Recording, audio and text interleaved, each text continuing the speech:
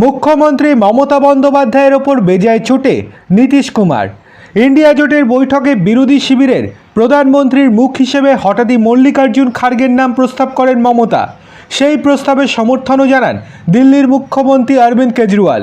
আর এতেই রাগ হয় নীতিশ কুমারের। সূত্রের খবর, মমতার এই নাম প্রস্তাবের পরই নাকি রেগে বৈঠক ছেড়ে চলে যান নীতিশ। এরপর থেকেই জল্পনা, ইন্ডিয়া জোটে কি আর থাকবেন নীতিশ।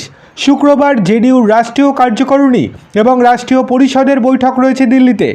ইতিমধ্যেই আজ দিল্লিতে এসে পৌঁছান বিহারের মুখ্যমন্ত্রী তথা জেডিইউ প্রধান নীতিশ কুমার।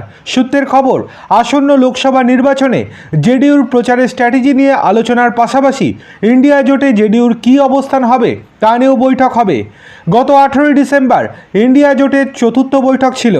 এই বৈঠকেই জোটের কনভেনার হিসেবে নীতিশ কুমারের নাম ঘোষণা করার কথা ছিল।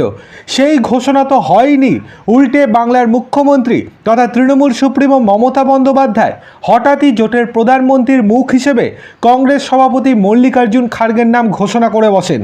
রাজনৈতিক বিশ্লেষকদের মতে রাহুল গান্ধীর নাম যাতে প্রধানমন্ত্রীর মুখ হিসেবে প্রস্তাব না করা হয় সেই পথ আটকাতেই তিনি খার্গের নাম প্রস্তাব করেছিলেন। কিন্তু মমতা বন্দ্যোপাধ্যায়ের এই চালেই বেজায় ছুটে যান বিহারের দুই নেতা নীতিশ কুমার এবং লালু প্রসাদ যাদব।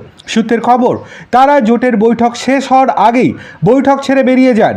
ইন্ডিয়া জোটে নীতিশ কুমারকে কনভেনার না করার জন্য ক্ষুব্ধ জেডিইউর একাংশই।